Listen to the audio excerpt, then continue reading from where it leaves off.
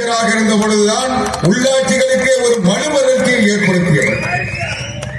அவர் உள்ளாட்சித்துறை அமைச்சர் பொறுப்பை புரட்சி தலைவி அம்மா அவர்களின் ஆணையை பெற்று உள்ளாட்சித்துறை அமைச்சராக வந்ததற்கு பிறகுதான் தர்மபுரி மாவட்டமும் கடகம் வலிமை பெற்ற கோட்டையாக மாறியது. தமிழ்நாடு முழுவதும் உள்ளாட்சி அமைப்புகள் சீர்பட்டன. அன்றைக்கு அவர் முன்வைத்த திட்டங்கள், அந்த திட்டங்கள் செயல்படுத்துவதற்கு புரட்சி தலைவி அம்மா அவர்களின் எண்ணப்படி அதை நிறைவேற்றுவதற்கு அவருடைய கண்காணிப்பு இன்று வரை உள்ளாட்சிகளில் ஓரளவுக்கு சிறப்பாக இயங்கிக் கொண்டிருக்கிறது என்றால் அதற்கு அடித்தளமிட்டவர் இந்த மண்ணின் மைந்தர் அருமையண்ணன் KP அன்பழகன் அவர்கள். ஒவ்வொரு நிலையிலும் அடக்கமாக, ஆணித்தரமாக, இன்னும் சொல்ல போனால் சில நேரத்தில் கோபமாக, நெஞ்சில் பட்டதை நேர்மையோடு சொல்லக்கூடியவர்.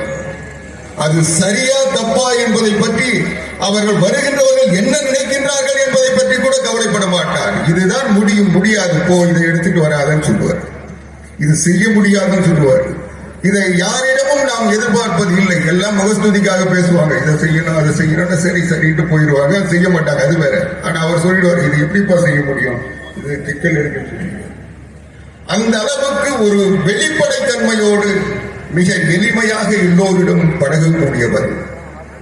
இந்த மாவட்டத்தை இன்றைக்கு அனைத்து இந்திய அண்ணா திராவிட முன்னேற்ற கழகம் அசைக்க முடியாத கோட்டையாக நிற்கிறது என்றால் அதற்கு மரியாதைக்குரிய அருமையண்ணன் KP அன்பழகன் அவர்களுடைய செயல்பாடு தான்.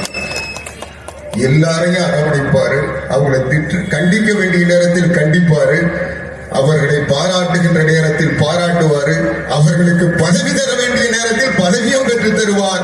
இப்படிப்பட்ட ஒரு தாய் உள்ளத்தோடு இந்த மாவட்டத்தை வழிநடத்துகின்ற இந்த மண்ணின் மைந்தர் அருமையண்ணன் KP அன்பழகன் அவர்கள் மாவட்ட செயலாளராக இந்த கட்டி காப்பாற்றுகின்ற இந்த மாவட்டத்தில் உங்களை சந்திக்கின்ற வாய்ப்பையும் உங்களோடு பேசுகின்ற நிலையையும் தந்ததற்காக மரியாதைக்குரிய அண்ணன் கழகத்தினுடைய பொதுச் செயலாளர் புரட்சி தமிழர் அண்ணன் எடப்பாடியார் அவர்களுக்கு மீண்டும் நன்றி தெரிவிக்க விரும்புகிறேன். இந்த நிகழ்ச்சியில் அருமை சகோதரர் தலைமை கழகத்தினுடைய ஆற்றல் மிக்க பேச்சாளர் P. பஞ்சாச்சரம் அவர்கள் கருத்துக்களை தெளிவோடும் மற்றவர்களுக்கு மட்டுமல்ல எதிரிகளுக்கு புரிகின்ற வகையில் மிக சிறப்பான முறையில் இங்கே வழங்கினார். பல்வேறு திட்டங்களை பற்றி சொல்லுகின்ற பொழுது அது பாமரர்கள் நெற்றில் பதிகின்ற வகையில் பல்வேறு செய்திகளை சொல்லி இந்த நிகழ்ச்சிக்கு ஒரு சிறப்பு சேர்த்திருக்கிறார். அவரை நான் மனதார பாராட்டுகிறேன், வாழ்த்துகிறேன். அவரை அப்படிப்பட்ட ஒரு நல்ல பேச்சாளராக தன்னுடைய கருத்துக்களை முன்வைத்திருக்கிறார். நம்முடைய கழகத்தினுடைய விவசாய பிரிவு தலைவர், ஆவின் நிறுவனத்தின் மாவட்ட பெருந்தலைவர் மரியாதைக்குரிய அருமையண்ணன் TR அன்பழகன் அவர்கள், அவர் பேசுகின்ற பொழுது நான் பார்த்தேன், கருணாநிதியினுடைய பிறந்த நாள் எப்படி கொண்டாடுவார்கள், புரட்சி தலைவி அம்மா அவர்களுடைய பிறந்த நாள் எப்படி கொண்டாடுவார்கள், இது மக்களுக்கான விழா, அது அவர்கள் குடும்பத்திற்கு வசூல் செய்கின்ற விழா, இரண்டுக்கும் உள்ள வேறுபாட்டை அவர் விளக்கி காட்டினார். ஏனென்றால் அவர் புரட்சி தலைவி அம்மா பேரவையினுடைய செயலாளராக இருந்து 101 திருமணங்களை நடத்தி சென்னையிலே சிறப்பு சேர்த்தவர், அம்மாவினுடைய எண்ணப்படி செய்தவர். அதனால் அவர் அந்த அம்மாவினுடைய உள்ள பாங்கை உணர்ந்த காரணத்தால் அவர் அதை தெரிவித்தார். எனவே இந்த மண்ணின் பெருமையை புரட்சி தலைவி அம்மா அவர்களின் நம்பிக்கையை பெற்றவர் அருமை சகோதரர் TR அன்பழகன் அவர்கள். அவர்களுக்கும் முழுசாமி 2 தொகுதிகள், அரூர் பாப்புரெட்டிப்பட்டி 2 தொகுதிகளில் வெற்றி பெற வைத்தவர். அப்படி வெற்றி பெற வைக்க தேர்ந்தெடுக்கப்பட்டவர் பாப்புரெட்டிப்பட்டியில் நம்முடைய அருமை சகோதரர் கோவிந்தசாமி அவர்கள். ஒரு சாதாரண ஒன்றிய செயலாளரை மிக வலிமையான வேட்பாளர்களை எதிர்த்து கழகம் ஒரு சோதனையான, இன்னும் சொல்ல போனால் அனைத்து இந்திய அண்ணா திராவிட முன்னேற்ற கழகத்தின் ஆட்சியை அழிப்பதற்கு நம்முடைய எதிரிகள் மட்டுமல்லாமல் துரோகிகளும் முயற்சித்துக் கொண்டிருந்த நேரத்தில் அதை முறியடித்து காட்டியவர் 2 தொகுதிகளை வெற்றி பெற வைத்து புரட்சி தலைவர் எம்ஜிஆர் தோன்றிய இந்த கழகம் எவனிடத்திலும் தோற்றுவிடாது. புரட்சி தலைவி அம்மா அவர்கள் அமைத்த ஆட்சி எந்த நிலையிலும் வீழ்ந்து விடாது என்பதை இந்த மாவட்டத்தின் மூலமாக நிரூபித்து காட்டியவர்.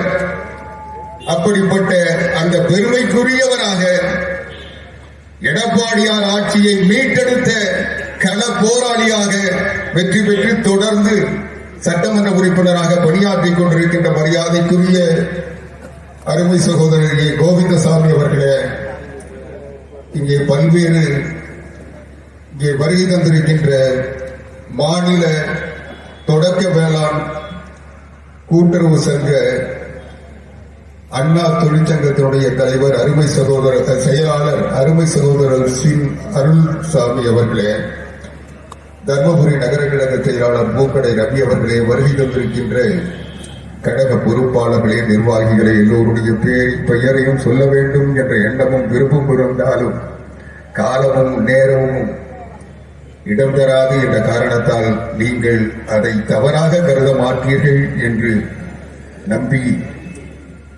வருகை தந்திருக்கின்ற நிர்வாகிகளே, செயல் வீரர்களே, வீராங்கனைகளே, உள்ளாட்சி அமைப்புகளிலும் கூட்டுறவு சங்கங்களிலும் கழகத்தினுடைய நிர்வாகிகளாக நின்று வெற்றி பெற்று மக்கள் பணியாற்றுகின்ற பெருமக்களே, வாக்காள பெரியோர்களே, தாய்மார்களே, உழைக்கின்ற தோழர்களே, பத்திரிகை நண்பர்களே, விவசாய பெருமக்களே, அனைவருக்கும் என் பணிவான வணக்கங்களை முதலில் தெரிவித்துக் கொள்கிறேன். நன்றி உரை ஆற்ற இருக்கின்ற பாப்புரப்பட்டி தகவல் தொழில்நுட்ப பிரிவு அருமை சகோதரர் கேடி மணிகண்டன் அவர்களே, இங்கே மரியாதைக்குரிய அருமை அண்ணன் மாவட்ட கழகத்தினுடைய செயலாளர் முன்னாள் அமைச்சர் கழக அமைப்பு செயலாளர் அண்ணன் KP அன்பழகன் அவர்கள் பல்வேறு செய்திகளை இங்கே சுருக்கமாக சொன்னார். இன்றைக்கு இந்த ஆட்சி எப்படிப்பட்ட ஒரு இழிவான ஆட்சி, ஒரு பொம்மை இந்த நாட்டினுடைய முதலமைச்சராக இருக்கிறார். அந்த பொம்மை முதலமைச்சரின் விடியா ஆட்சியில் இந்த மக்களுக்கு எப்படிப்பட்ட இன்னல்கள். அவர்கள் ஆட்சிக்கு வந்தவுடன் சொன்னதை போல இது கடங்கார மாநிலம், நாங்கள் வெள்ளை அறிக்கை தருகிறோம், நாங்கள் கருப்பு அறிக்கை தருகிறோம், இப்படி இந்த கடன் வந்ததெல்லாம் அன்றைக்கு ஆட்சிக்கு வந்தவுடன் அவர்கள் தண்டோரா போட்டார்கள். ஆனால் இன்றைக்கு அனைத்து அதற்கு ஒரு பொருளாதார வல்லுநர் குழுவையும் போட்டாங்க. அதற்கு பிறகு அண்ணன் மரியாதைக்குரிய சட்டமன்ற எதிர்க்கட்சி தலைவர் அண்ணன் எடப்பாடியார் அவர்கள் சொன்னதை போல 52 குழு போட்டாங்க. 52 குழு போட்டீங்களே, அந்த குழு என்ன பண்ணுச்சுன்னு கேட்டிருக்காரு. இதுவரைக்கும் சொல்லல. சட்டமன்றத்திலையும் கேட்டாரு, மக்களிடத்திலையும் கேட்டாரு, பத்திரிகையாளர் இடத்திலையும் கேட்டாரு. இதுவரை 52 குழுக்கள் என்ன ஆனது? அது உயிரோடு இருக்கா? ஒரு குழு போட்டா 1 வருஷம் 2 வருஷம் அதுக்கு ஒரு கால நிர்ணயம் பண்ணி தான் குழு போடுவாங்க. இந்த அதுக்கப்புறம் அது தேவைப்பட்ட ரெனியூ பண்ணுவாங்க, இல்ல அதுக்குள்ள அறிக்கை கொடுக்கிறோம். ஆனா இவங்க ஒரு குழுவை கூட இதுவரை எந்த அறிக்கையும் தரவில்லை.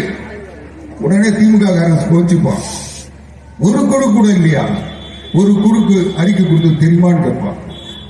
ஆமா, ஒரு குழு அறிக்கை கொடுத்தது உங்களுக்கு தெரிஞ்சிருக்கும். என்ன குழுன்னா, நயன்தாராவுக்கு குழந்தை பிறந்தது, 2 குழந்தை, ரெட்டை குழந்தை. கல்யாணம் ஆகி 6 மாசம் தான் ஆச்சு. இதுக்குள்ள எப்படி ரெட்டை குழந்தை பிறந்தாது? எப்படி நயன்தாராக்கு குழந்தை பிறகுன்னு ஒரு சந்தேகம் வந்துருச்சு. உதயநிதி ஸ்டாலினுக்கு வந்ததா இல்ல மற்றவங்களுக்கு வந்தது? யாருக்கோ வந்தது வெளியே வந்துருச்சு. இந்த குழந்தை யாருக்கு பிறந்தது? உடனே அரசாங்கத்தை ஆளுகின்றவர்கள், இந்த நாட்டினுடைய சுகாதாரத்துறை அமைச்சர் மா சுப்பிரமணியம் அவரால் தாங்க முடியல. நம்ம தலைவர் ஏற்கனவே பாலிடான் இதெல்லாம் தெரிஞ்சதுனால அவர் என்ன பண்ணார், உடனே பேட்டி கொடுக்கிறார். இதற்கு ஆராய்வதற்கு ஒரு குழு அமைக்கிறோம். இந்த குழு விசாரணை செய்து அறிக்கை தரும். ஒரு 3 நாள் மறுபடியும் கேட்கிற ஆராய்ச்சி செய்துட்டு இருக்கு. அதுக்கப்புறம் 1 வாரம் என்னமோ 10 நாள்ல ஒரு அறிக்கை கொடுத்தாங்க. என்ன கொடுத்தாங்கன்னா, அந்த குழந்தை, அந்த இரட்டை குழந்தை நயன்தாராவுடைய கருவில் இருந்து வந்ததுதான், நயன்தாராவுக்கு பிறந்ததுதான். 6 மாசம் ஆவறதுக்கு முன்னையே இவங்க கல்யாணம் செஞ்சதுக்கு முன்னையே அந்த குழந்தையை அவங்க உற்பத்தி பண்ணிட்டாங்க. அதை ஒரு மருத்துவமனையில வச்சு அந்த குழந்தையை உருவாக்கினாங்க. அந்த மருத்துவமனை இவங்க கருவை சுமந்து அந்த குழந்தையை பெற்றெடுத்து தந்திருக்கிறது. ஆனா என்னன்னா அந்த மருத்துவமனையில எந்த பதிவேடுமே இல்லை. அதனால இந்த பதிவேடுகளை பராமரிக்காத அந்த மருத்துவமனை மேல நடவடிக்கை எடுக்கப்படும் சொன்னாங்க. இதுதான் அந்த குழு கண்டுபிடிச்சு. இது வரைக்கும் அந்த மருத்துவமனை மேல நடவடிக்கை எடுத்தாங்களா இன்னும் எடுத்தாங்கன்னு யாருக்கும் தெரியாது. ஆனா அந்த அறிக்கை, இந்த அறிக்கையை தமிழ்நாடு சுகாதாரத்துறை அமைச்சர் மா சுப்பிரமணியம் வெளியிட்டார். நான் கேட்கிறேன், 58 குழுல இந்த ஒரு குழு தான் அறிக்கை. அதுவும் நயன்தாராவுக்காக செயல்பட்ட வேகம் மற்றதுல இருக்குல்ல. இந்த நாட்டில் எவ்வளவு பிரச்சனைகள். மரியாதைக்குரிய அருமை அண்ணன் KP அன்பழகன் அவர்கள் சொன்னதை போல எதற்குமே லாயக்கற்ற அரசாங்கம், எதற்குமே தகுதியற்ற ஒரு மனிதர் இந்த நாட்டினுடைய முதலமைச்சராக இருக்கிறார். அவர் காலையில எழுதுகிறவங்க டோப்பா, இன்னைக்கு ஒரு புது டோப்பா வைக்கலாம் ஆலோசனை பண்ண சொல்றதுதான் அவர் கூட இருக்கிற அதிகாரிகளுக்கு தெரியுதே தவிர இந்த நாட்டினுடைய பிரச்சனை, இந்த நாட்டில் என்ன நடக்குது. இன்னைக்கு கூட நம்முடைய எதிர்கட்சி தலைவர் எடப்பாடியார் சொல்றாரு, இன்னைக்கு கர்நாடக அரசு பாலாற்றுல அணை கட்டிட்டு இருக்காங்க. தொடர்ந்து அணை கட்டிக்கிட்டே வராங்க. இந்த அரசாங்கம் தொடர்ந்து வேடிக்கை. என்ன அதை விட ஒரு கொடுமை என்னன்னா, இந்த நீர்வளத்துறை அமைச்சருடைய தொகுதி அங்கதான் வருது. அந்த அணை கட்டுற இடத்துக்கு ஒரு 2 கிலோமீட்டர் தூரத்துல நீர்வளத்துறை அமைச்சர் அண்ணன் துரைமுருகனுடைய தொகுதி. இங்க அணை கட்டுறதே தெரியல. அப்ப தமிழ்நாட்டில் உளவுத்துறை இருக்கா, தமிழ்நாட்டில் நிர்வாகம் இருக்கா? எதையுமே தெரியாமல் இந்த நாட்டுக்கு வருகின்ற சோதனைகளை எல்லாம் இன்னைக்கு முழுக்க முழுக்க இன்னைக்கு பாலாற்றை இன்றைக்கு வறண்ட பாலைவனமாக மாற்றிக் கொண்டிருக்கிறார்கள். அந்த பக்கம் பார்த்தீங்கன்னா மரியாதைக்குரிய அருமை அண்ணன் KP அன்பழகன் அவர்கள் சொன்னதை போல இன்னைக்கு காவிரியில் புரட்சி தலைவி அம்மா அவர்கள் போராடி 38 நாடாளுமன்ற உறுப்பினர்கள் நாடாளுமன்றத்தை 22 நாட்கள் முடக்கி வைத்து வெற்றி பெற்றாங்க. அப்பவும் நடக்கல. அதற்கு பிறகு ஏற்றுக்கல. உச்ச நீதிமன்றத்தில் வழக்கு தொடுத்து ஆணை பெற்று செய்ய முடியுமா முடியலன்னா நாங்க பாத்துக்கிறோம் சொல்லி நீதிமன்றத்துக்கு போச்சு அதிமுக. இன்னைக்கு ஒரு வழக்கை நடத்துவதற்கு துப்பு இருக்கா, வக்கு இருக்கா, அறிவு இருக்கா? இன்னைக்கு இந்த அரசாங்கம் தமிழ்நாட்டினுடைய எந்த பிரச்சனையை மீட்டெடுத்திருக்கிறது? 38 நாடாளுமன்ற உறுப்பினர்கள் 4.25 வருஷம் பார்லிமெண்ட் கூட முடிஞ்சு போச்சு. அதனால பதவி முடிஞ்சு போச்சுன்னு நினைக்கிறேன். சும்மா வேணா சம்பளம் வாங்கலாமா தவிர பார்லிமெண்ட்ல மறுபடியும் போய் உட்கார்ந்து பேச முடியாது. முடிஞ்சிச்சு டைம். உங்க காலம் முடிஞ்சு போச்சு. இங்க இருக்கிற செந்தில்குமார்ல இருந்து தமிழ்நாட்டில் இருக்கிற 38 அது 39 கூட சேர்த்துக்கலாம். அந்த அவர்களும் அந்த இவங்களோட சேர்ந்தவங்க தான். இந்த 39 பேரும் 2014 சொன்ன வாக்குறுதிகளை எதை நிறைவேற்ற இருக்கிறீர்கள்? ஏதாவது ஒரு வாக்குறுதி சொல்லு. கேட்டா நரேந்திர மோடி செய்யல, மத்திய அரசாங்கம் தரல. இத சொல்றதுக்கான முண்டா உங்களால் பார்லிமெண்ட் அனுப்புனாங்க. இங்க வந்து ரோட்ல நின்று கையெழுத்து வாங்குறான், இங்க வந்து ரோட்ல நின்று போராட்டம் நடத்துறான். நீ பார்லிமெண்ட்ல போராட்டம் நடத்துறதுல உன்னை இங்க அமிச்சாங்க. இங்க நடந்த கம்யூனிஸ்டுக்கார மாதிரி இங்க 4 பேரை வச்சுட்டு போராட்டம் நடத்துறதுக்கு நீ எதுக்கு நாடாளுமன்ற உறுப்பினராக போகணும்? இப்ப மறுபடியும் அவங்க வந்து இவ்வளவு நாள் கிழிச்சிட்டாங்க. இப்ப எல்லாத்தையும் கட்ட போறீங்களா? 5 வருஷம் தமிழ்நாட்டில் அது எந்த பிரச்சனையாக இருந்தாலும் உங்க அரசாங்கம் சொல்ற நிதியை கூட நீங்கள் பெற்றுத்தர முடியவில்லை என்றால் எதற்கு உங்களை நாடாளுமன்றத்துக்கு அனுப்ப வேண்டும்? என்ன சொல்ற? இங்க இருக்கிற செந்தில்குமாரை பார்த்து கேட்க, அவருடைய வெற்றிக்காக உடைத்த திமுக கூட்டணி கட்சிகளை பார்த்து நான் கேட்கிறேன். செந்தில்குமார் நாடாளுமன்ற உறுப்பினராக சேர்ந்து நாடாளுமன்றத்திற்கு போனதற்கு பிறகு தமிழ்நாட்டுக்கு பெற்று தந்த நன்மை என்ன? கொண்டு வந்த திட்டம் என்ன? அல்லது இந்த தொகுதிக்கு, தர்மபுரி தொகுதிக்கு எந்த வகையில் அவர் ஏதாவது ஒரு பணியை பெற்று தந்திருக்கிறார்? டெல்லியில இருந்து என்ன திட்டத்தை கொண்டு வந்திருக்கிறீர்கள்? சொல்ல முடியுமா? சொன்னா 2014 தேர்தலில் இந்த செந்தில்குமார் போட்டியிடுகின்ற பொழுது அன்னைக்கு ஸ்டாலின்ல இருந்து உதயநிதியில இருந்து எல்லாம் வந்து சொன்னீங்க. கூட இருக்கிற கம்யூனிஸ்ட் கட்சியிலிருந்து காங்கிரஸ் கட்சியிலிருந்து விடுதலை சிறுத்தைகள் இருந்து எல்லாம் வந்து சொன்னீங்க. என்ன சொன்னீங்க?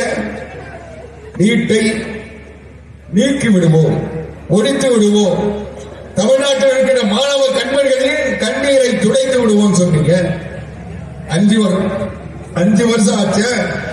அண்ணா திராவிட முன்னேற்ற கழகத்தின் 38 நாடாளுமன்ற உறுப்பினர்கள் டெல்லியில் நீட்டை ஒழிக்க முடியவில்லை, எங்களை அனுப்புங்கள், நாங்கள் ஒழித்துவிட்டு வருகிறோம் என்று கேட்டீர்களே. மக்கள் உங்களை தேர்ந்தெடுத்தார்களே, நாடாளுமன்றத்திற்கு போனீர்களே, நீட்டை ஏன் ஒழிக்க முடியல? நான் இங்க இருக்கிற திமுக காரன சூடு சொர்ண மான ரோஷ் இருந்த அடுத்த மேடையில பதில் சொல்லு. நீட்டை கொண்டு வந்தது யார்? அந்த பாவத்தை செய்த பாதக செயலை செய்தது இந்த தர்மபுரி நாடாளுமன்றத்தில் இருந்த வாக்காளர்கள் நீங்கள் போட்ட ஓட்டு. அன்னைக்கு காந்தி செல்வன் என்ற ஒரு துரோகியை நாடாளுமன்றத்துக்கு அனுப்புனீங்க. அந்த காந்தி செல்வன் தான் நீட் மசோதாவை நாடாளுமன்றத்தில் முன்மொழிந்தது. ஒரு அரசாங்கத்தினுடைய மசோதா முன்மொழிய வேண்டும் என்றால் அந்த துறையுடைய அமைச்சர் முன்மொழிய வேண்டும். ஆனால் அன்றைக்கு அந்த துறையினுடைய அமைச்சர் முன்மொழியவில்லை. இணை அமைச்சராக இருந்த காந்தி செல்வன் நீட் மசோதாவை முன்மொழிந்து அந்த மசோதாவை ஏற்க வேண்டும் என்று நாடாளுமன்றத்தில் வேண்டுகோள் வைத்தது காந்தி செல்வன். அந்த மசோதா ஏற்கப்பட்டு அன்றைக்கு நாடாளுமன்றத்தில் நிறைவேற்றப்பட்டு சட்டமாக்கிடுச்சு.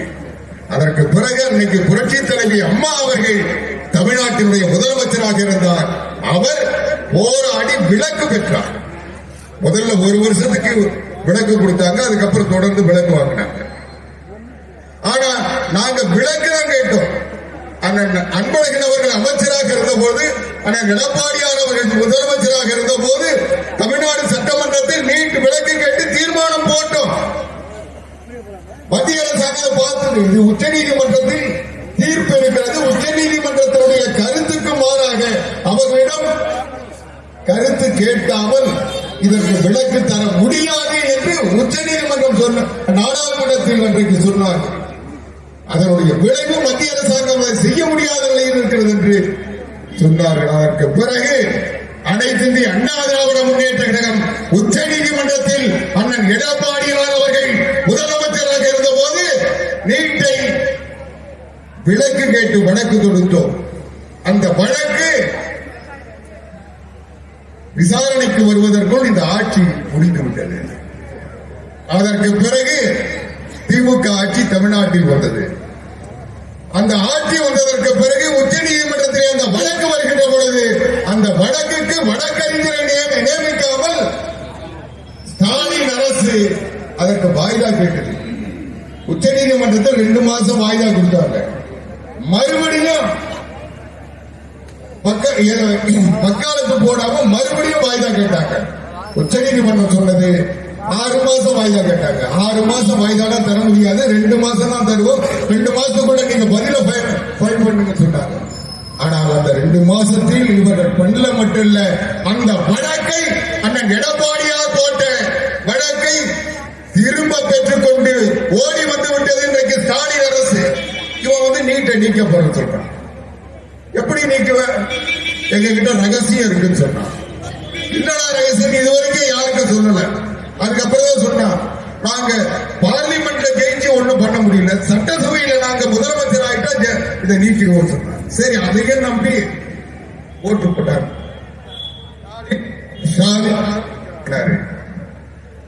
சரி, முதல் கையெழுத்து போடுறோம்னு சொல்லி பேனாவை காட்டினார். இங்க இருக்கிற திமுக காரன், திமுக கூட்டணி கட்சிக்காரன் ஓட்டு கேட்டோம். ஆட்சிக்கும் ஸ்டாலின் போறாரு, விடிய தர போறாருன்னு ஏறி உட்கார்ந்தாங்க. சரி, கையெழுத்து போடுவான்னு பார்த்துக்கிட்டே இருந்தாங்க. அதுக்கப்புறம் ஒரு குழுவை போட்டா, அந்த குழுவை போட்டு காலத்தை கடத்திட்டு இருந்தாங்க.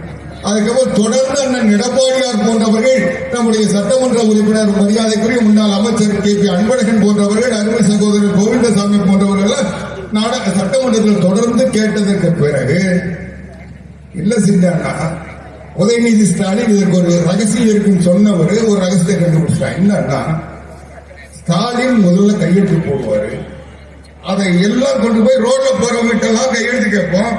1 கோடி பேர் கையெழுத்து போட்ட உடனே அதை கொண்டு போய் கொடுப்போம். அதை வச்சு நீட் அடிக்க ஓடலாம். இந்த முண்டங்களா, ஒரு முதலமைச்சருடைய அதிகாரம் என்பது புரோட்டோகால் என்பது என்ன? ஒரு கலெக்டர் கையெழுத்து போட்டு ஒரு உத்தரவு போட்டு அதுக்கப்புறம் ரோட்ல போறவங்க கையெழுத்து வாங்குறீங்களா? ஒரு முதலமைச்சர் கையெழுத்து போட்டதுக்கு பிறகு 1 கோடி பேர் ரோட்ல போறவங்க கையெழுத்து வாங்குறீங்களா? இதுல இருந்து அவங்க லட்சணம் தெரியலையா? சிந்தித்து பாருங்க. ஒரு முதலமைச்சர் கையெழுத்து போடுவாரா, அதுக்கப்புறம் 1 கோடி பேர் கையெழுத்து போட்டாதான் அதை ஜனாதிபதி பார்ப்பாங்க.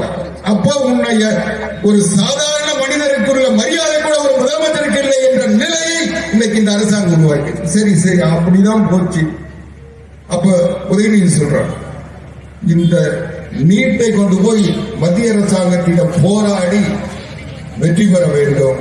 அதற்கு எங்களுக்கு துணையாக அண்ணன் எடப்பாடியார் வர வேண்டும். அவர் வந்து இதை நிறைவேற்றி கொடுத்தா அதனுடைய பலனை கூட அவருக்கு எடுத்துக்கிட்டோம். எப்படியாவது என்னை காப்பாற்றுங்க. சிந்தித்து பாருங்கள்.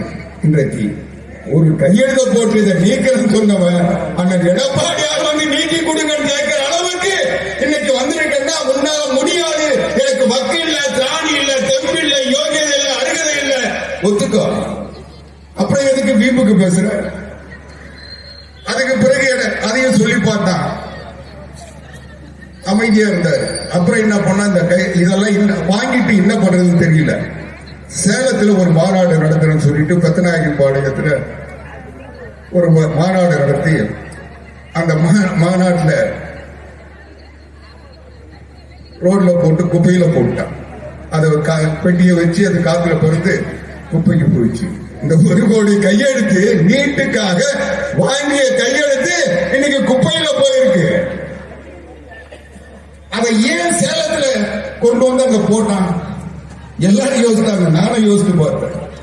என்னன்னா, எதையாவது ஒரு சேலம் அனைத்து அண்ணா திராவிட முன்னேற்ற கழகத்தின் கோட்டை, பொதுச் செயலாளர் எடப்பாடியாருடைய கோட்டை, இந்த கோட்டையில் கொண்டு போய் இதை கொட்டினால் அது பணம் தரும் என்று இங்க கொண்டு வந்து போட்டான். ஜனாதிபதி கிட்ட கொடுக்குறேன், எடப்பாடியார் கிட்ட கொடுக்கறதுக்கு முயற்சி பண்ணி அது முடியாதனால அவங்க சேலத்தில் கொண்டு வந்து போட்டிருக்காங்க. நீ வந்து மறுபடியும் ஜெயிச்சு என்ன பண்ண போற? ஏற்கனவே ஒன்று தான் கொண்டு வந்து ஒப்படைச்சிட்டு போற. நான் எதற்கு சொல்லுகிறேன் என்றால், எதற்குமே லாயக்கற்ற, எதற்குமே செய்ய தெரியாத, எந்த அறிவும் இல்லாத ஒரு கொள்ளை கூட்டம் இந்த நாட்டில் கொள்ளையடிப்பதை மட்டும் குறிக்கோளாக வைத்திருக்கின்ற கூட்டம் இன்றைக்கு போட்டோ ஷூட் நடத்திட்டு இருக்கான். காலையில ஒரு போட்டோ ஷூட், சாயங்காலம் ஒரு போட்டோ ஷூட். அதுக்கு ஏற்ற மாதிரி தமிழ்நாட்டில் இருக்கிற ஊடகங்கள், பத்திரிகைகள்லாம் மிரட்டி ஒரு சிலதை விலைக்கு வாங்கி எல்லாத்தையும் வச்சுக்கிட்டு அவங்க சொல்றதுதான் செய்தி, அவங்க போடுறதான் நியூஸ். எந்த செய்தி போட்டாலும் அது அவங்களுடைய கண்ணசைவை தாண்டி வராது. இப்படிப்பட்ட நிலையில் எத்தனை நாள் மக்களை ஏமாற்ற போறீங்க? இன்றைக்கு அனைத்து இந்திய அண்ணா திராவிட முன்னேற்ற கழகம் இதை எப்படியாவது ஓ பன்னீர்செல்வம் போன்ற கண்காணிகள், இன்னைக்கு அவர் சொல்றாரு, மரியாதைக்குரிய அன்புகள் KP அன்பழகன் அவர்கள் கூட பேசினார். எந்த காலத்துல OPS அதிமுகவுக்கு விசுவாசமா இருந்தாரு? ஆனா எடப்பாடி அவர் சொல்றாரு, தொடர்ந்து 8 தோல்வி 9 தோல்வி, நாங்கெல்லாம் வந்து இந்த ஆட்சியை தூக்கி நிறுத்தணும் சொல்றேன். நான் அந்த அவர் மீது யாராவது ஒருத்தர் நம்பிக்கை வச்சிருந்தானா அவனை பார்த்து நான் கேட்கிறேன், நிச்சயமா இங்க இருக்க மாட்டேங்க, எனக்கு தெரியும். ஓ பன்னீர்செல்வம், நீங்க கூவத்தூர்ல அண்ணன் எடப்பாடியார் முதலமைச்சர் சட்டமன்ற கட்சி தலைவராக நம்முடைய அருமையன் KP அன்பழகன் போன்றவர்கள் தலைவர்கள் சேர்ந்து தேர்ந்தெடுத்தாங்க. அவர் போய் கவர்னர் கிட்ட பதவி ஏற்றுட்டார். அண்ணன் அன்பழகன் உயர்கல்வித்துறை அமைச்சராக பதவியேற்றார். அதற்கு பிறகு கவர்னர் பதவி பிரமாணம் செஞ்சு வச்சுட்டு சொன்னாரு, இங்க 15 நாளுக்குள்ள நம்பிக்கை வாக்கெடுப்பு பெற வேண்டும். அம்மாவினுடைய ஆட்சி, அம்மாவினுடைய தலைமையில் தேர்ந்தெடுக்கப்பட்ட அனைத்து இந்திய அண்ணா திராவிட முன்னேற்ற கழக தொண்டர்கள் சட்டமன்ற கட்சி, சட்டமன்ற கட்சியினுடைய உத்தரவுகளை சட்டமன்றத்தில் செயல்படுத்துவதற்கென்று கொறடா உத்தரவு போட்டா அதை யாரும் மீறக்கூடாது. கொறடா உத்தரவு போட்டார்கள். சட்டமன்றத்தின் வாக்கெடுப்பு நடந்தது. ஓ பன்னீர்செல்வம் அனைத்து இந்திய அண்ணா திராவிட முன்னேற்ற கழக ஆட்சி தொடரவே இவர் போராது மட்டும் இல்ல 11 பேரை கூட்டிட்டு போய் ஓட்டு போட விடாம பண்ணார். கொரோனா உத்தரவை மீறி பன்னீர்செல்வம் ஸ்டாலினோடு சேர்ந்து அதை விட சொன்னார். அன்றைக்கு மரியாதைக்குரிய அருமை எண்ணம் தாழ்த்தப்பட்ட சமுதாயத்தை சேர்ந்த தனபால் அவர்கள் சட்டமன்ற தலைவராக இருக்கிறார். இவர் வந்து வெளியே சொன்ன பேட்டி ஓ பன்னீர்செல்வம் சொல்றாரு, நாங்க சொன்னதை கேட்கல, அது கூட பரவாயில்ல, எதிர்கட்சி தலைவர் ஸ்டாலின் சொன்னதை கேட்கவில்லை சபாநாயகர் என்று அண்ணன் தனபால குறை சொன்னாரா இல்லையா? இவர் வந்து இந்த ஆட்சியை காப்பாற்றுறாரு. இன்னும் சொல்ல போனா வெக்கம், மானம், சூடு, சொர்ணம் இல்லாம எந்த ஆட்சி எந்த அமைச்சரவை தொடரக்கூடாது என்று சொன்னாரோ அந்த அமைச்சரவையில் வெக்க இல்லாம வந்து பதவி வாங்கின அமைச்சராக இருந்து 4.5 வருஷம் ஓட்டுனவர் ஓ பன்னீர்செல்வம். அந்த அமைச்சரவை எதிர்த்து ஓட்டு போட்டுட்டு அந்த அமைச்சரவையில இடம் கிடைச்சதுன்னு உட்கார்ந்துட்டு இருந்தார். இவர் வந்து இந்த ஆட்சியை காப்பாற்றினார். சிந்தித்து பாருங்க, ஒவ்வொரு நிலையிலும் இந்த கட்சிக்கு துரோகம் செய்வது. இன்னும் சொல்ல போனா 18 இப்போ அரூர்லயும் பாப்பிரெட்டிப்பட்டினம் ஏன் இடைத்தேர்தல் வந்தது? இந்த 11 பேரை நீக்கணும் சொல்லி 18 பேர் வெளியே போனாங்க. தினகரன் கூட இந்த 11 பேர் கொரோனா உத்தரவு மீறினவங்கள நடவடிக்கை எடுக்கணும்னு சொல்லி வழக்கு தொடுத்தாங்க. இந்த 18 பேரை ஓ பன்னீர்செல்வத்தினுடைய பதவியை காப்பாற்றியதனால் அண்ணன் எடப்பாடியார் அவர்கள் பாதிப்புகளை சேர்ந்து 18 இடத்துல இடைத்தேர்தல் சந்தித்தோம். சிந்தித்து பாருங்கள், இதை எதற்கு சொல்லுகிறேன் என்றால் ஒவ்வொரு நிலையிலும் இன்னைக்கு புரட்சி தலைவி அம்மா அவர்களுடைய பிறந்த நாள். புரட்சி தலைவர் எம்ஜிஆர் அவர்கள் மறைவுக்கு பிறகு இந்த கட்சியை மீட்டெடுத்தவர் புரட்சி தலைவி அம்மா. அவர் காலத்தில் பல்வேறு சோதனைகள், அன்றைக்கு எதிரிகள் அவரை அந்த நிலைக்கு வரவிடாமல் தடுத்தார்கள். அதையெல்லாம் மீறி அம்மா வந்தாங்க. அதை போல புரட்சி தலைவி அம்மா அவர்கள் மறைவுக்கு பிறகு கட்சிகள் பிரச்சனைகள், பிணக்குகள், பிளவுகள், தொடர்ச்சியாக போராட்டங்கள். இதற்கு பிறகு அண்ணன் எடப்பாடியார் பொதுச் செயலாளராக இன்றைக்கு ஒரு நிலைக்கு வந்திருக்கு. புரட்சி தலைவி அம்மா அவர்களுக்கு எதிரிகள் மட்டும்தான் இருந்தாங்க. ஆனால் புரட்சி தமிழர் அண்ணன் எடப்பாடியார் அவர்களுக்கு எதிரிகள் முன்னால் என்றால் பின்னால் துரோகிகள் இருந்தார்கள். அந்த துரோகிகளையும் எதிரிகளையும் சரிசமமாக மத்திய அரசாங்கத்தை கையில வச்சுக்கிட்டு அங்கிருந்து மிரட்டுறது, கூடவே இருந்துட்டு ஒவ்வொரு நிலையிலும் எதிர்ப்பு காலம் வர்றது, அதை மீறி போன பங்கு கேட்கிறது. இப்படி தொடர்ந்து ஓ பன்னீர்செல்வம் இந்த கட்சிக்கு துரோகத்தை செய்து வந்தார். அதை எல்லாம் மீறி அதை எல்லாம் கடந்து புரட்சி தலைவி அம்மா அவர்களிடத்தில் இருந்த ஆளுமை பண்பும் தைரியமும் கழக தொண்டர்களுடைய எழுச்சியும் அண்ணன் எடப்பாடியார் அவர்களிடத்தில் இருந்ததால் தான் இன்னைக்கு கழகம் மீட்கப்பட்டிருக்கு. ஒரு சாதாரண நிலையா? நீங்க நினைச்சு பாருங்க, இந்த கட்சி அம்மாவினுடைய மரணத்திற்கு பிறகு எப்படிப்பட்ட துரோகிகளை வீழ்த்தி இருக்கிறது. அந்த எடப்பாடியார் இந்த நிலைக்கு வந்திருக்கிறார் என்றால் நம்முடைய அருமை அண்ணன் அன்பழகன் போன்றவர்கள் அதற்கு உறுதுணையாக இருந்தார்கள் என்பதால் நாம் வெற்றி பெற்றிருக்கிறோம். ஆனால் அண்ணன் எடப்பாடியார் அவர்கள் சந்தித்த சோதனைகள், சசிகலாபுரம் அவர்களுடைய ஆதிக்கத்திலிருந்து கட்சியை மீட்டார். அதைவிட தினகரன் அவருடைய ஆதிக்கத்திலிருந்து மீட்டார். அதற்கு பிறகு ஓ பன்னீர்செல்வம் அவருடைய ஆதிக்கத்திலிருந்து மீட்டார். இவை எல்லாவற்றுக்கும் மேலாக பாரதிய ஜனதா கட்சி என்கின்ற ஒரு மிரட்டல் பேர்வழியை இன்றைக்கு விரட்டி அடித்துவிட்டு அனைத்து அண்ணா திராவிட முன்னேற்ற கழகத்தை சுயம்புவாக மீட்டெடுத்திருக்கிறார் என்றால் அதுதான் எடப்பாடியாரோட பின்னால இன்னைக்கு நான் முதல்ல சொல்ல பேரறிஞர் அண்ணா அவர்களுடைய அறிவும், புரட்சி தலைவர் எம்ஜிஆருடைய மனிதநேயமும், புரட்சி தலைவி அம்மா அவர்களுடைய ஆளுமை திறனும் ஒருங்கே அமைந்தவராக அண்ணன் எடப்பாடியார் இருக்கிறார் என்பதால் தான் இன்றைக்கு இன்னும் சொல்ல போனால் புரட்சி தலைவி அம்மா அவர்கள் காலத்தில் 1.5 கோடி தொண்டர்கள் தான் இருந்தார்கள். இன்றைக்கு இந்த கழிவு அழுக்கு எல்லாத்தையும் நீக்கினதுக்கு பிறகு 2 கோடி தொண்டர்கள் இன்றைக்கு அண்ணன் எடப்பாடியார் தலைமையில இயங்குகிறோம் என்றால் இப்ப போய் எங்களுக்கு கூட்டணி வருமா அண்ணன் கேபி அன்பழகன் அவர்கள் சொன்னதை போல இப்ப எதுக்கு எங்களுக்கு கூட்டணி? 2014 1.5 கோடி தொண்டர்களை வைத்துக் கொண்டு 40 இடங்களில் 37 இடங்களில் வெற்றி பெற்று காட்டி அனைத்து இந்திய அண்ணா திராவிட முன்னேற்ற கழகம். நான் இன்னும் கேட்கிறேன், இங்க யாராவது அரசியல் தெரிந்தவங்க, பண்புள்ளவங்க, தொடர்ந்து அரசியலையும் தேர்தலையும் பார்த்து வருகின்ற பெரியவர்கள் இருந்தால் மனசாட்சியை தொட்டு சொல்லுங்க. தமிழ்நாட்டு அரசியல் வரலாற்று நான் அதிகம் கூட போல 1967 இருந்து இன்று வரை எந்த தேர்தலிலாவது எந்த கட்சியாவது கூட்டணி இல்லாமல் தேர்தலை சந்தித்திருக்கிறதா? சந்திக்க முடியுமா?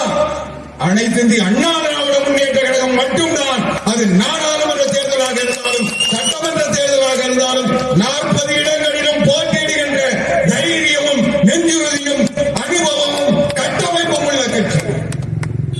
மற்றவெல்லாம் பேசலாம், நாங்கள் செஞ்சு காட்டியிருக்கோம். இன்னைக்கு கூட இன்னைக்கு மரியாதைக்குரிய அருமை என்னன்னு கேட்பு அன்படையான சொன்னதை போல இன்னைக்கு கூட 40 தொகுதிகளிலும் பூத் கமிட்டி சரியா இருக்கு, இயங்கிக்கிட்டு இருக்கு. எல்லாத்தையும் தூசு தட்டி எல்லாத்தையும் துணிவோட நிற்கிறாங்க, களத்தில் நிற்கிறாங்க. 40 தொகுதிகளிலும் எல்லா பூத் கமிட்டி அமைச்ச ஒரே கட்சி அனைத்து அண்ணா திராவிட முன்னேற்ற எங்களுக்கு பயம். இன்னும் என்னுடைய தனிப்பட்ட கருத்து கேட்டா, இந்த கூட்டணி வர்றதுனால ஒரு சில இழப்புகள் வருது. அதுக்கு இந்த தொகுதி கூட ஒரு உதாரணமா சொல்லலாம். எனவே எந்த கூட்டணியும் நம்பி நாங்கள் இல்லை. ஆனால் எதுக்கு கழகத்தினுடைய பொதுச் செயலாளர் புரட்சி தமிழர் எடப்பாடியார் கூட்டணி அமைப்போம் என்று சொல்லுகிறார் என்றால் வேறு ஒரு காரணம் இல்லை. எங்கள் எதிரிகளை குழப்புவதற்கும் எங்கள் எதிரிகளை பலகீனப்படுத்துவதற்கும் நாங்கள் பயன்படுத்துகின்ற ஆயுதமாக கூட்டணி என்ற பேச்சுவார்த்தை நடத்தி கொண்டிருக்கோம். இன்னைக்கு நாங்கள் கூட்டணி என்ற பேச்சுவார்த்தை பாரதிய ஜனதா கட்சியினர் இது சாதாரண பாருங்க. பாரதிய ஜனதா கட்சியிலிருந்து அனைத்து இந்திய அண்ணா திராவிட முன்னேற்ற கழகம் வெளியேறியதற்கு பிறகு அண்ணன் புரட்சி தமிழர் எடப்பாடியார் இந்த முடிவை எடுத்ததற்கு பிறகு தமிழ்நாட்டினுடைய அரசியல் களம் மாறிச்சே இல்லையா? அதுக்கு முன்ன திமுக கிட்ட போய் பேச்சுவார்த்தை நடத்த முடியுமா? விடுதலை சிறுத்தைகளை கூட்டு பேசியிருப்பாங்களா? காங்கிரஸ் கட்சி கூட்டு பேசுறாங்களா? கம்யூனிஸ்ட் கட்சி கூட்டு பேசுறாங்களா? இல்ல. இன்னைக்கு நீ அங்க கொடுக்கறியா இல்ல அங்க கூப்பிட்டு அங்க போட்டோமான்னு சொன்னதுக்கு பிறகுதான் அவங்களுக்கு மரியாதை வந்திருக்கு. இன்னைக்கு தைரியமா திருமாவளவன் என்னுடைய சின்னத்தில் போட்டியிடுவேன் சொல்றாருன்னா அந்த தைரியத்தை தந்தது அனைத்து இந்திய அண்ணா திராவிட முன்னேற்ற கழகம் புரட்சி தமிழர் எடப்பாடியார். இன்னைக்கு ஒண்ணுமே இல்லாத ஒரு சீட்டு உதயசூரில கிடைச்சா போதும் நினைச்சிட்டு இருந்த வைகோ இன்னைக்கு எங்க சொந்த சின்னத்துல போட்டியிடுவன் பேட்டி கொடுக்கிற அளவுக்கு இன்னைக்கு அவருக்கு தைரியம் வந்திருக்கிறது என்றால் அதை தந்தது அண்ணன் எடப்பாடியார். இன்னைக்கு தமிழ்நாட்டினுடைய அரசியல் களத்தை இன்னைக்கு காங்கிரஸ் கட்சிக்கு 2 கொடுக்கலாமா 3 கொடுக்கலாமா சொல்லிட்டு இருந்தாங்க. இன்னைக்கு 10 கொடுக்கிறான் 8 கொடுக்கிறான் பேச வச்சது அனைத்து இந்திய அண்ணா திராவிட முன்னேற்ற கழகம் கழகத்தினுடைய பொதுச் செயலாளர் புரட்சி தமிழர் எடப்பாடியார். இன்றைக்கு தமிழ்நாட்டினுடைய அரசியல் களமே மாறி இருக்கிறது. சிலர் நினைத்துக் கொண்டிருந்தார்கள் எப்படி ஆட்சிக்கு வந்த ஒரு நாள்ல போயிடும், ஒரு நிமிஷம் தாங்காது, வாக்கெடுப்பு நடந்தா இருக்காது, இப்படியெல்லாம் சொல்லி 4.5 வருஷம் அதுவும் பொதுவான மெஜாரிட்டி இல்லை என்று தெரிந்து கொண்டும் 4.5 வருஷம் எதையுமே யாருமே கிட்ட நெருங்க முடியாத ஆட்சி நடத்தியவர் எடப்பாடியார். அதை விட என்ன சாமர்த்தியம் வேணும்? எந்த தலைவனுக்கு இல்லாத சாமர்த்தியம் புரட்சி தமிழர் எடப்பாடியாருக்கு இருந்ததா இல்லையா? நிரூபிச்சிருக்கோமா இல்லையா? இன்னைக்கு ஒரு மெஜாரிட்டி அரசாங்கத்தை வைத்துக் கொண்டு ஸ்டாலின் தடுமாறிட்டு இருக்கார். ஆனால் ஒரு மைனாரிட்டி அரசாங்கத்தை வைத்துக் கொண்டு எந்த நிலையில் யார் எந்த பக்கம் ஓடுவான் தெரியாதவனெல்லாம் சேர்த்து வச்சுக்கிட்டு அண்ணன் எடப்பாடியார் இந்த நாட்டுக்கு தேவையான அத்தனை திட்டங்களையும் என் தாய் புரட்சி தலைவி அம்மா அவர்கள் கொண்டு வந்த திட்டங்களை மட்டுமல்ல, அதை விட மக்களுக்கு தேவைப்படுகின்ற திட்டங்களை எல்லாம் செய்து காட்டியவர் அண்ணன் எடப்பாடியார். இன்றைக்கு தர்மபுரியில் மருத்துவக் கல்லூரி வந்திருக்க யார் காரணம்? சிந்தித்து பாருங்கள். இன்னைக்கு தர்மபுரியில மட்டும் இல்ல, கள்ளக்குறிச்சியில தமிழ்நாடு முழுவதும் 11 இடங்களில் மருத்துவக் கல்லூரியை எடப்பாடியார் கொண்டு வந்தாரே, சாதனை இல்லையா? அதை விட ஒரு வேடிக்கை என்ன தெரியுமா? இந்தியா சுதந்திரம் பெற்று அல்லது முதல்ல வந்த கல்லூரியிலிருந்து இதுவரைக்கும் கல்லூரிகள் எல்லாம் ஒண்ணு மாநில அரசாங்க நிதியில கட்டியிருப்பாங்க, இல்ல தனியார் கட்டியிருப்பாங்க. முதல் முறையாக எடப்பாடியார் தான் மத்திய அரசு 60%, தமிழ்நாடு 40% வச்சு அவங்க நிதியை வாங்கி இன்னைக்கு தமிழ்நாட்டில் 11 இடங்களில் மருத்துவக் கல்லூரி வந்திருக்கிறது என்றால் அதன் விளைவாக இன்றைக்கு ஒரு 3000 பேர் இன்றைக்கு மருத்துவக் கல்லூரி படிக்கிறார். இன்னைக்கு 3000 பேர் படிப்பதற்கு இன்றைக்கு ஆண்டுதோறும் இன்றைக்கு 3000 மருத்துவர்கள் வெளிவருவதற்கு அண்ணன் எடப்பாடியாருடைய திட்டம் காரணம் இல்லையா? நான் கேட்கிறேன், ஏதோ எல்லாரையும் தமிழ்நாட்டில் இருக்கிற படிக்கிற மாணவர்கள் எல்லாம் மருத்துவராக்க போறோம் சொல்லிட்டு நீட்டை கொண்டு நீக்கினா எல்லாரும் படிக்கிற அத்தனை பேரும் 8 கோடி பேரும் மருத்துவர் ஆயிடுவாங்க சொல்லி கதை விட்டீங்களே. கதை விட்ட திமுகவை பார்த்து கேட்கிறேன், நீங்கள் ஆட்சிக்கு வந்ததற்கு பிறகு ஒரே ஒரு மருத்துவக் கல்லூரியை கொண்டு வருவதற்கு வக்கு இருக்கிறதா, வகை இருக்கிறதா? 3 வருஷம். ஆனா ஒரு வருஷத்துல 11 மருத்துவக் கல்லூரி. புரட்சி தலைவர் அம்மா காலத்தில் 7 மருத்துவக் கல்லூரி. இன்னைக்கு எல்லா நிலைகளிலும் தமிழ்நாட்டை உயர்த்தி வைத்தது புரட்சி தமிழ் எடப்பாடியார் ஆட்சியா இல்லையா? நான் இன்னும் சொல்றேன், இன்னைக்கு மாத்தீங்கள அண்ணன் கே.பி. அன்பழகன் அவர்கள் உயர்கல்வித்துறை அமைச்சராக இருந்த போதுதான் இந்தியாவிலேயே தமிழ்நாட்டில் 52 விழுக்காடு உயர்கல்வி படித்தவர் என்ற நிலையை உருவாக்கினமா இல்லையா? அண்ணன் கே.பி. அன்பழகனுடைய சாதனை 52 விழுக்காடு. இந்தியாவினுடைய சராசரி 27 விழுக்காடு. அதை விட இன்னொன்னு சொல்ற, இந்தியாவில் உயர்கல்வி படிக்கின்ற பெண்கள் அதிகம் உள்ள மாநிலம் தமிழ்நாடு. 54.4% பெண்கள்.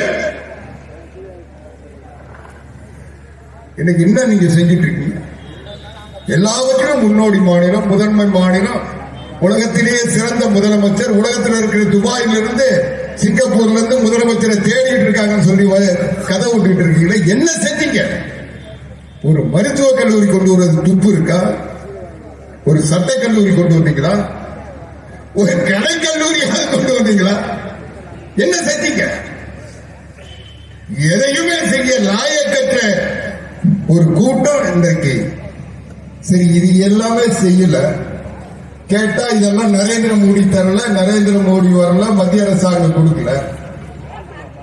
இன்னைக்கு மேகதாது அணை கட்டப்படுகிறது, அதை தடுத்து நிறுத்த முடிஞ்சுதா? கேட்டா நாங்க இந்தியா கூட்டணி அமைச்சிருக்கோம், இந்தியா கூட்டணி அடுத்து ஆட்சி அமைக்கும், ஆட்சி அமைச்சா நீட்டை ஒழிச்சிருவோம், நாங்க சொன்னதெல்லாம் செஞ்சிருவோம் சொல்றீங்களே. அந்த இந்தியா கூட்டணி காங்கிரஸ் கர்நாடகாவோட முதல்வர் ஆட்சி அமைச்சிருக்கு. அந்த ஆட்சி அவன் தேர்தல் நேரத்திலே சொல்றான், நான் வந்தா மேகதாது அணை கட்டுவோம். இதுக்கு போய் ஸ்டாலின் ஓட்டு கேட்டாங்க, நிக்கிறாரு. வந்த உடனே அவன் பட்ஜெட்ல நிதி ஒதுக்குறான், இடத்தை செக்யூர் பண்றான், இடத்தை அளந்து இந்த இடத்துல கட்ட போறோம் ஒரு வரையறை பண்றான். அதற்கு பிறகு மத்திய அரசுக்கு கோரிக்கை அனுப்புறாங்க. மத்திய அரசாங்கம் காவிரி நதிநீர் ஆணையத்தில் அதை கொண்டு வராங்க. அந்த நதிநீர் ஆணையத்தில் தமிழ்நாட்டின் சார்பில் கலந்து கொண்டவர்கள் அதை அனுமதிக்கிறார்கள். வாக்கெடுப்பு மூலம் அது நிறைவேறுகிறது, மத்திய அரசுக்கு அனுப்புறாங்க. நாளைக்கு கட்டள பிறகு என்ன பண்ண போறோம்? சிந்தித்து அதை எதிர்ப்பதற்கு, கர்நாடக அரசை மிரட்டுவதற்கு, தமிழ்நாடு சட்டமன்றத்தில் ஒரு தீர்மானம் போடுவதற்கு தமிழ்நாட்டின் முதலமைச்சருக்கு வக்கிருக்கா? ஒவ்வொரு இன்னைக்கு காவிரி இல்லைன்னா தமிழ்நாடு பாலைவனமா மாறும். குடிக்கிறதுக்கு தண்ணி இல்லாம தர்மபுரியில் இருக்கிற மக்களும் அதைப்பட நிலைமை வரும். ஆனால் இந்த நாட்டினுடைய முதலமைச்சர் இன்னும் கேட்டா அவங்களுடைய தோழமை கட்சி ஆட்சி நடத்துது. அவங்க கிட்ட ஒரு காரியம், நீங்க கூட்டணியில நாங்க இருக்கணும்னா நீங்க இதை கைவிடுங்க, இது தமிழ்நாட்டை பாதிக்கும், இங்க இருக்கிற மக்கள் பாதிக்கப்படுவார்கள், குடிப்பதற்கு நீர் கிடைக்காது என்று சொல்லுவதற்கு கூட மனமில்லாத ஒரு முதலமைச்சர், சொல்ல தெரியாத அல்லது சொல்ல முடியாத, சொல்ல பயப்படுகின்ற முதலமைச்சர் இன்றைக்கு தமிழ்நாட்டினுடைய முதலமைச்சராக இருக்கிறார். இதை எதற்கு சொல்கிறேன்? இதே புரட்சி தலைவி அம்மாவோ அல்லது அண்ணன் எடப்பாடியோரோ முதலமைச்சராக இருந்தால் கர்நாடகாவில் அணை கட்டுவதற்கு தைரியம் வருமா? ஆந்திராவுக்கு தைரியம் வருமா? இன்னைக்கு எல்லாம் தமிழ்நாட்டை பார்த்து மொட்டை அடிச்சுட்டு உட்கார்ந்துருக்கா. இவங்க டோப்பா வச்சுக்கிட்டு கதை பேசிக்கிட்டு இருக்காங்க. சிந்தித்து பாருங்க. இப்படி ஒரு 2-3 நாளா ஒரு பெரிய பிரச்சனை ஓடிட்டு இருக்கு. எல்லாருக்கும் தெரியும். ஜாகிர் ஹுசேன் இவர் யாருன்னா வேற யாரும் இல்லை, கருணாநிதி குடும்பத்திற்கு அந்தரங்கமா இயங்கியவர். ஏன்னா இங்க நம்ம காவல்துறை வீடியோ எடுக்கிறாங்க, அதனால அதை தெளிவா பேசணும். இல்லைன்னா அவங்க கருணாநிதியுடைய மகன் உதயநிதி ஸ்டாலின், அவருடைய மனைவி கிருத்திகா உதயநிதியினுடைய கூட்டாளி இந்த ஜாகிர் ஹுசேன். இவர் என்ன செஞ்சாருன்னா, மங்கை அப்படின்ற ஒரு சினிமாவை எடுக்கிறாரு. அதுக்கு அவர் தேடி தேடி பார்க்கிறாரு, யாரும் டைரக்டரே கிடைக்கல. உதயநிதி ஸ்டாலினுடைய பொண்டாட்டி கிருத்திகா ஸ்டாலின் தான் அதுக்கு டைரக்டர். அந்த படத்துக்கு அந்த படம் எடுத்துக்கிட்டு இருக்காங்க. அது மட்டும் இல்ல, இந்த உதயநிதி ஸ்டாலின் படத்தை எடுக்கிறதுக்கு இன்னைக்கு அவங்களுடைய ரெட் லைன் மூவ்மெண்ட்ஸ் இல்லாம தமிழ்நாட்டில் எந்த படமும் எடுக்க முடியாது, எந்த படம் எடுத்தாலும் ரிலீஸ் பண்ண முடியாது. அது பொதுவான விலை.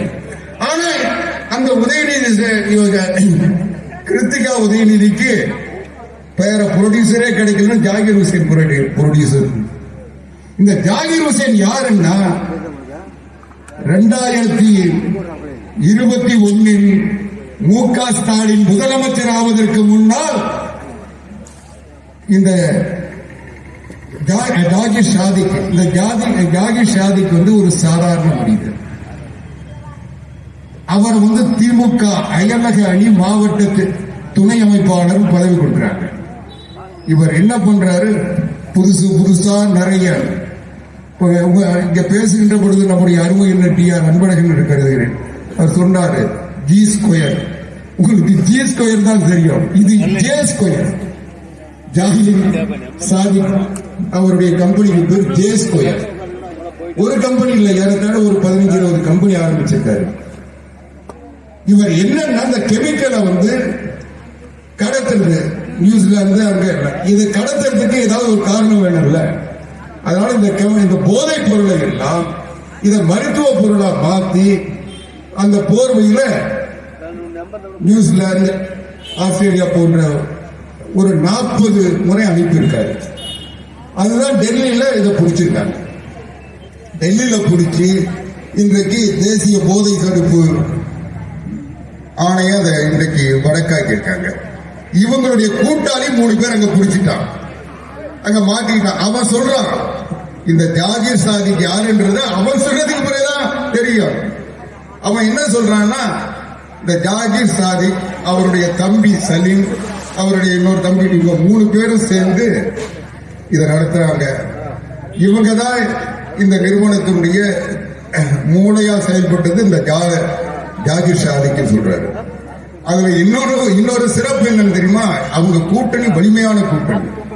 அந்த சலீம் யாருன்னு கேட்டீங்கன்னா, திருமாவளவனுக்கு வேண்டியவர். அவரோடு நிறைய புகைப்படம் எடுத்திருக்காரு.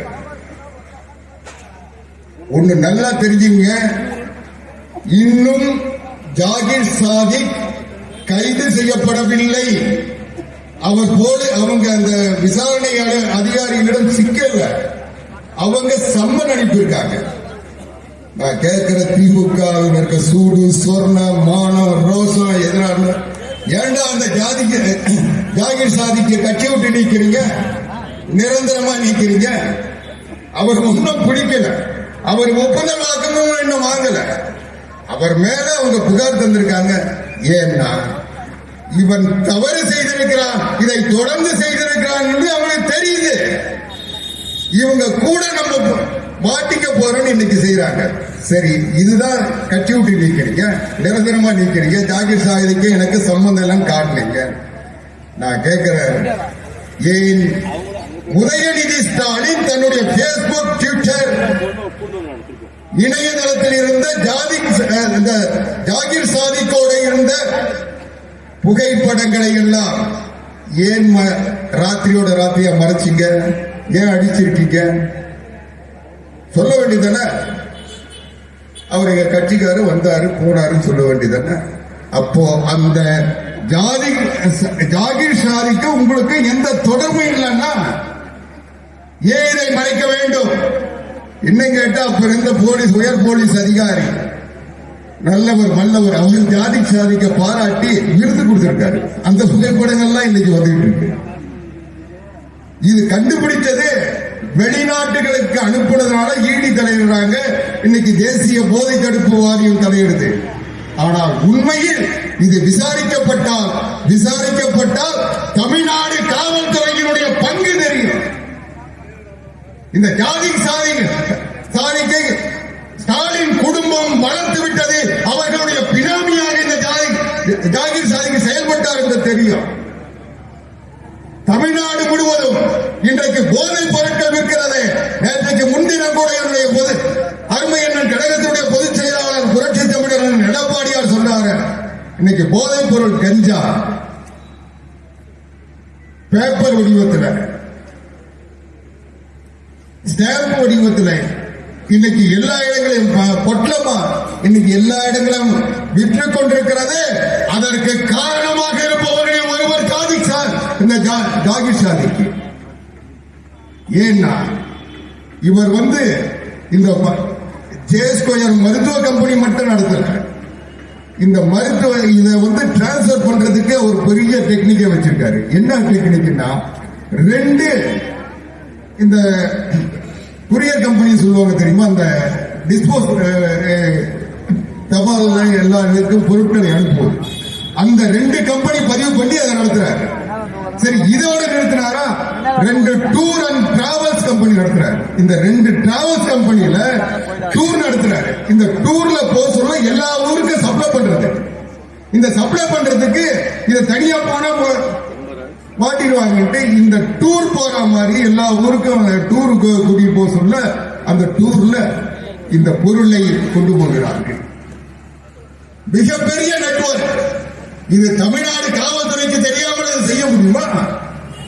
உளவுத்துறை நான் தூங்கிட்டு இருக்கா, கியூ பிரான்ச் முட்டைக்கு முடிவெட்டிட்டு இருக்கா? சிந்தித்து பாருங்க.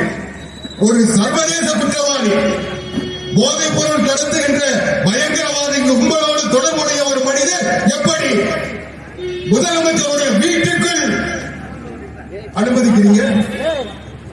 ஒரு முதலமைச்சர் வீட்டுக்குள் டியூப் பிரான்ச்சுக்கு தெரியாம ஒருத்தர் உள்ள போக முடியுமா? முதலமைச்சருடைய மகனோடு புகைப்படம் எடுக்க முடியுமா? ஒரு அமைச்சரோடு தொடர்பு வைத்துக் கொள்ள முடியுமா? அமைச்சருடைய மனைவியோடு தொழில் நடத்த முடியுமா? சிந்தித்து பாருங்கள். முழுக்க முழுக்க இது மிகப்பெரிய ஸ்கேனிங் நடந்திருக்கு.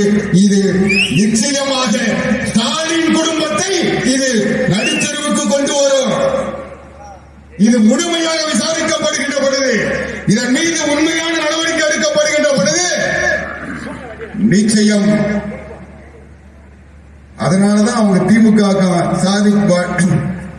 ஜாகிர் சாதிக்கு சம்பந்தம் இல்லைன்னு சொல்றாங்க. அதனாலதான் இன்னைக்கு கதி கலங்கி போய் எல்லா தடைகளையும் மறைக்கிறாங்க. ஆனா என்ன தடையும் மறைச்சாலும் அதுக்கு பிறகு இந்த ஜாகிர் சாதிக்கு மட்டும் இல்ல, அவங்க 2 தம்பிகளையும் மறைச்சு வச்சிருக்காங்க. செந்தில் பாலாஜியுடைய தம்பி அசோக்குமாரை மறைத்து வைத்திருப்பதை போல இவர்களையும் மறைத்து வைத்திருக்கிறார்கள். என்னுடைய வருத்தம் எல்லாம், என்னுடைய பயம் எல்லாம் காவல்துறை சாதிக் பாட்சாவுக்கு ஏற்படுத்திய நிலைமையை ஏற்படுத்தாமல் இருக்க வேண்டும் என்பதுதான். 2G ஸ்பெக்ட்ரம் அணைக்கட்டை கொள்ளை வழக்கு சாஜித் பால்வாவுக்கும் மு.க. ஸ்டாலினுக்கும் தொடர்பு இருக்கிறது. 2 பேரும் பேசினார்கள் என்று வாக்குமூலம் கொடுத்த சாதிக் பாட்சா மர்மமான முறையில் இறந்து போனாரே, அப்படிப்பட்ட நிலைமை இந்த ஜாகீர் சாதிக் அவரை சார்ந்தவர்களுக்கு வந்துவிடக் கூடாது என்பதுதான். இது நான் என்னுடைய கவலை மட்டுமில்லை, தமிழ்நாட்டில் இருக்கிற அத்தனை பேருடைய கவலை இன்றைக்கு. ஏனென்றால் அந்த அளவுக்கு அந்த குடும்பத்தோடு நெருக்கமாக இருந்து சர்வதேச அளவில் ஒரு கடத்தலை நடத்திய ஒரு கும்பல் இன்றைக்கு மத்திய அரசாங்கம் பிடித்திருக்கிறது. அதனுடைய தொடர்ச்சியாக மாநிலத்தில் நடந்த இந்த போதைப் பொருள் புழக்கம் என்பது இன்றைக்கு ஒவ்வொரு பள்ளிக்கு முன்னால இன்றைக்கு கஞ்சா விற்கிறது, போதைப் பொருள் விற்கிறது. அதுக்கு காரணம் இது போன்றவர்கள் முதலமைச்சர் குடும்பத்தோடு தொடர்பு இருந்த காரணத்தால் அவர்கள் தைரியமாக இறங்க முடிந்தது. காவல்துறை அதிகாரி அவரை பாராட்டுகின்ற விருது தருகின்ற ஒரு நிலை இருந்த காரணத்தால் காவல்துறை அவர்களுக்கு சல்யூட் அடித்து அவருடைய டிரான்ஸ்போர்ட்டை, அவருடைய டிராவல்ஸை நடத்த அனுமதித்தது. அதனுடைய விளைவாக தமிழ்நாடு முழுவதும் இருக்கின்ற இன்றைக்கு இந்த போதைப் பொருள் புழக்கத்தை தமிழ்நாடு காவல்துறை நடவடிக்கை எடுத்தால் கருணாநிதி குடும்பத்தில் இருக்கின்ற அத்தனை பேருடைய முகமூடியும் கிழிக்கப்படும். அவர்களுக்கு பின்னால் இருந்து இயக்குகின்ற சக்திகள் வெளிவரும். எதற்கு சொல்கிறேன் என்றால் ஒரு அளவு வேணும். இந்த நாட்டில் இருக்கின்ற மக்களை வஞ்சித்து இந்த மாணவர்களை படிக்க விடாம போதைக்கு அடிமையாக்கி அதுல வர வருமானத்தில் வாழ்ற ஒரு ஈனத்தனம் உங்களுக்கு தேவையா? அப்படிப்பட்டவர்களை அனுமதிக்கின்ற ஒரு குடும்பத்தை கட்டுப்படுத்த தெரியாத ஒரு முதலமைச்சர், குடும்பத்தினர் தவறு செய்வதற்கு அனுமதிக்கின்ற முதலமைச்சர் இன்றைக்கு இருந்து கொண்டிருக்கிறார். இதை மாற்றுகிறார் வெகு தொலைவில் இல்லை. இங்கே பேசுகின்ற பொழுது அருமையான TR அன்பழகன் போன்றவர்கள் சொன்னாங்க 2026 இல்ல, இந்த நாடாளுமன்ற தேர்தலுக்கு பிறகு MK ஸ்டாலின் அரசு தூக்கி எறியப்படும். எப்படின்னு கேட்காது.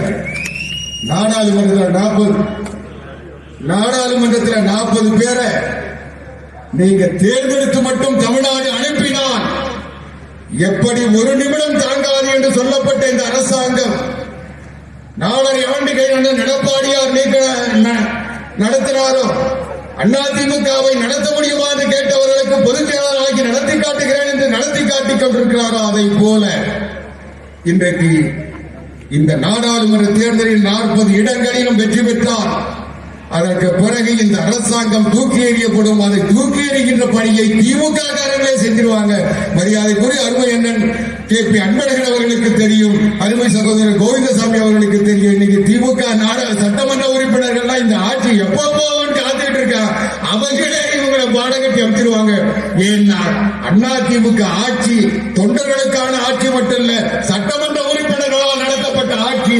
இன்னைக்கு திமுக ஆட்சி என்பது கருணாநிதியின் குடும்பம், ஸ்டாலின் குடும்பமாக மாறியதற்கு பின்னால் ஸ்டாலின் குடும்பத்திற்காக நடக்கின்ற ஆட்சி. அந்த கட்சிக்காரே கூட அதில் சம்பந்தம் இல்லை. அதனால அந்த சட்டமன்ற உறுப்பினர்கள் காத்துக்கிட்டு இருக்காங்க. தமிழ்நாட்டில் ஒரு மாற்றம் வர வேண்டும் என்றால் 40 இடங்களிலும் அனைத்து இந்திய அண்ணா திராவிட முன்னேற்ற கழகம் வெற்றி பெற வேண்டும். இங்கே மரியாதைக்குரிய அருமை சகோதரர் பஞ்சாயத்தரம் சொன்னதை போல இந்த தேர்தலில் எங்களுக்கு எதை பற்றியும் கவலை இல்லை. கூட்டணி வந்தால் அனைத்து இந்திய அண்ணா திராவிட முன்னேற்ற கழகம் வெற்றி பெறும். 40 இடங்களில் கூட்டணி வெற்றி பெறும். கூட்டணி இல்லை என்றால் தமிழ்நாட்டில் அதிக வாக்குகளை பெற்ற கட்சி அதிமுக என்ற நிலையை நாங்கள் ஏற்படுத்துவோம். 40 இடத்தில் போட்டியிட்டால் நாங்கள் தான் அதிகமான வாக்கு, எங்களுடைய வாக்கு சதவீதம் கூடி போகும். அதனால வெற்றி என்பது அனைத்து இந்திய அண்ணா திராவிட முன்னேற்ற கழகத்தை தருவதற்கு மக்கள் காத்துக் கொண்டிருக்கிறார்கள். நீங்கள் மீண்டும் செந்தில்குமாரை போன்ற ஒரு மனநோயாளியையோ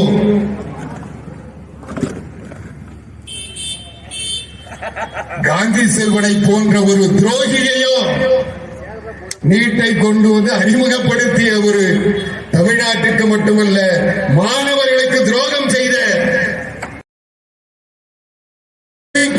ஒரு அறிவு திறன் வாய்ந்த ஆளுமை மிக்க மாவட்ட செயலாளராக மட்டுமல்ல அமைச்சராக ஆக்குகின்ற மாவட்டம். இந்த மாவட்டத்தில் இப்படிப்பட்ட கண்காணிகள் மீண்டும் தலையெடுத்து விடாமல் காப்பாற்றுங்கள் காப்பாற்றுங்கள் என்று உங்கள் பாதங்களை எல்லாம் தொட்டு வணங்கி கேட்டு வாய்ப்பை தந்த